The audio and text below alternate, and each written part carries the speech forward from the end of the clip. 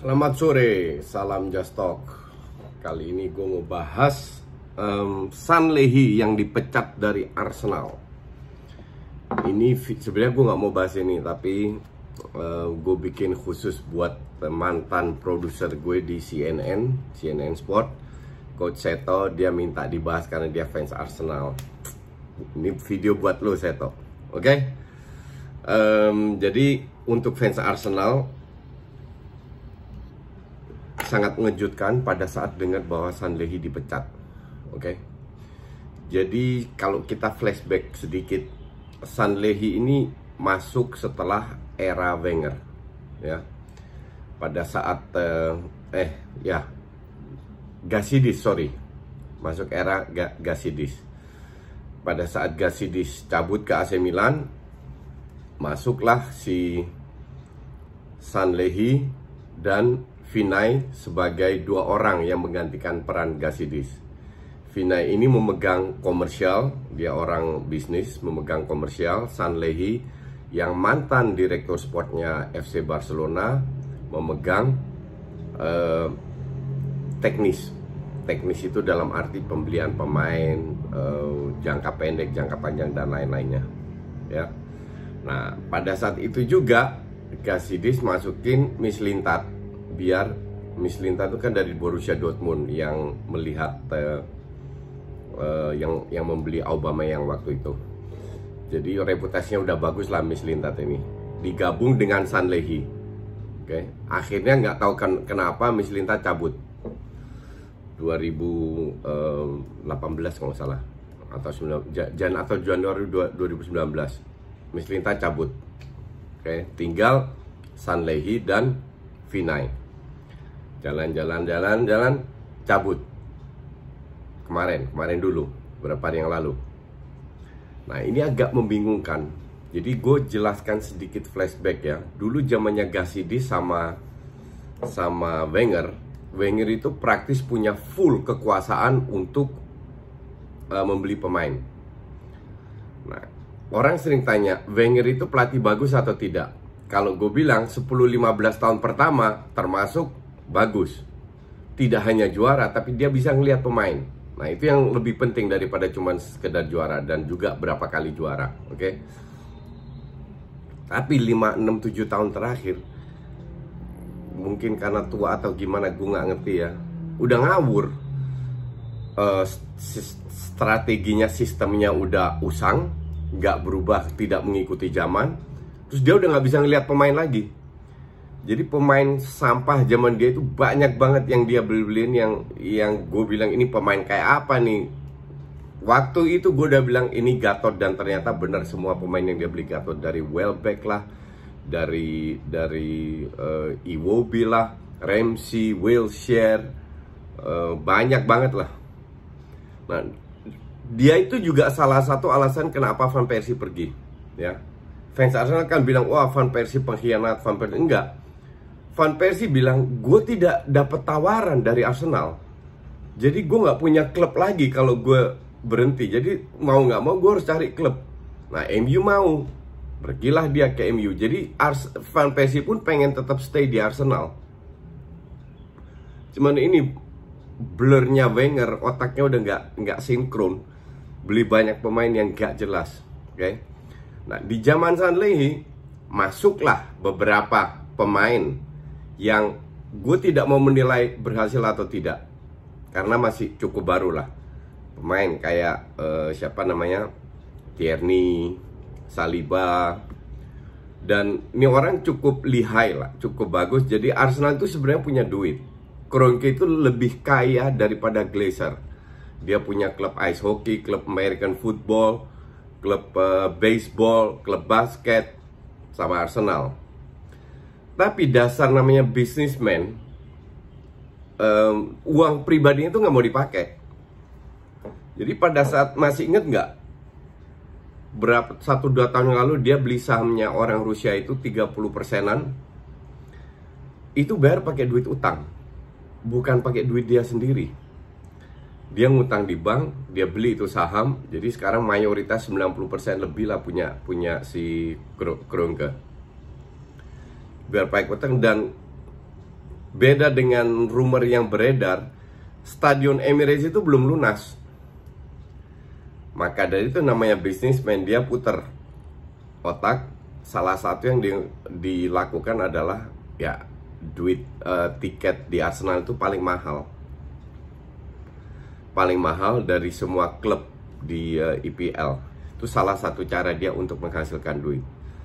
Nah, terus karena dari penjualan pemainnya ya praktis sampah semua. Beda kayak klub Liverpool, Coutinho jual nggak ada masalah, gue dapet Van Dijk, Alisson plus duit sedikit. Nah itu baru sebuah tindakan yang keren, dan strateginya dirubah berdasarkan permainan tanpa playmaker, dan berhasil. Buktinya menang Champions League sama IPL, itu bukan kebetulan itu. Ya, nah Wenger ini nggak bisa seperti itu karena udah blur, makanya sangat layak dipecat. Masuklah Emery. Ini juga kerjanya si Sanllehi apakah bagus ya? Gue sih awal-awal dukung Emery, tapi ternyata memang kita tidak susah memprediksi antara chemistry antar pemain dan pelatih itu cocok atau tidak. Ternyata Emery usang juga. Semua pelatih yang di klub manapun itu kan diberi waktu, baru kita bisa menilai. Kalau nggak beri waktu, nggak dinilai, kan emang kita paranormal, nggak juga kan. Nah lama-lama gue enak juga sama Emery, pengen dia dipecat, bener dipecat. Masuklah si Arteta, kerjaannya Sanllehi juga, oke. Nah plus David Luiz dan lain-lain. Sekarang kenapa dia pecat? Arsenal tidak memberikan statement kenapa dia dipecat. Jadi kita hanya bisa berandai-andai. Ada dua opsi. Opsi pertama, dia menggantikan Erik Abidal. Oke. Karena dia pernah di Barca dan kemungkinan besar mulai gosip internal atau apa, bisa jadi dia bilang, lu siap-siap karena Erik Abidal mau gue pecat. Satu opsi.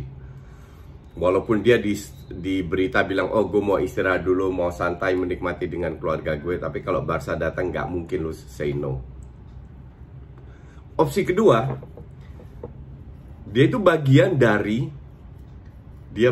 dari penghematan yang dilakukan oleh Arsenal. Kita semua tahu bahwa 55 orang dipecat. Dari 55 itu banyak scouting yang perannya mungkin tidak begitu efektif. Kenapa? Karena sekarang mereka murni berdasarkan data melihat pemain.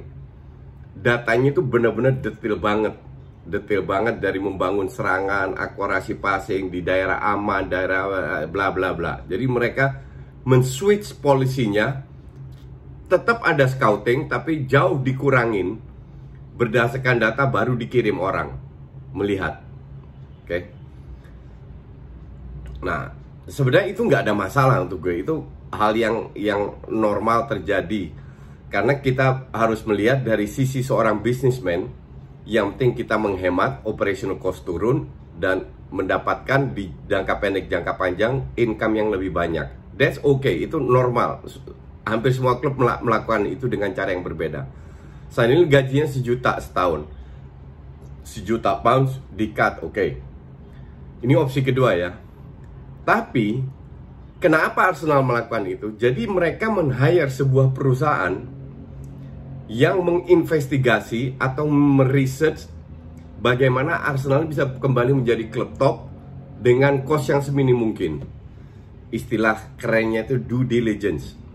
Meresearch sampai ke dalam apa yang harus dilakukan. Mungkin bisa juga itu salah satu alasan kenapa Sanllehi dipecat. Kenapa? Karena mereka masih punya edu. Jadi sekarang pembelian pemain berdasarkan data, edu yang nego harga, Arteta yang punya final word. Jadi Arteta yang bilang gue mau atau tidak. Nah, dengan tidak ada yang Sanllehi ini kan satu mata rantai dipotong lagi. Hemat duit dan tinggal 2 orang yang bertanggung jawab. Karena sekarang CEO-nya cuma Vinay dan praktis dia fokus ke commercial activity. Nah, Edu dan Arteta ini yang mencari pemain yang of course harus disetujui, terutama dari sisi duit oleh Vinay. Apakah itu buruk? Gue rasa tidak ya. Jadi kembali lagi ke kayak zamannya Wenger. Jadi Arteta lebih, perannya dari Sanlehi ini dibagi dua, dibagi tiga. Satu ke Edu untuk nego, melihat pemain siapa yang mau diambil, itu tuh ke Arteta untuk final word. Ketiga ke data yang sekarang udah canggih banget, sudah bisa menilai pemain bener-bener detailnya dari kekurangannya sampai kelebihannya. Itu ke data. Jadi perannya Sanley ini dipotong, menghemat 1 juta, dibagi ke 3 faktor ini. Gue bilang sih, ya sorry tuh gue sih positif ya. Gue positif dalam arti finally Arteta nggak punya alasan. Seandainya nggak berjalan, Arteta nggak punya alasan lagi. Nggak punya alasan untuk bilang, oh ini bukan tim gue atau apa. Karena pemain-pemainnya itu semua yang datang itu sesuai dengan selera dia. Semoga berhasil.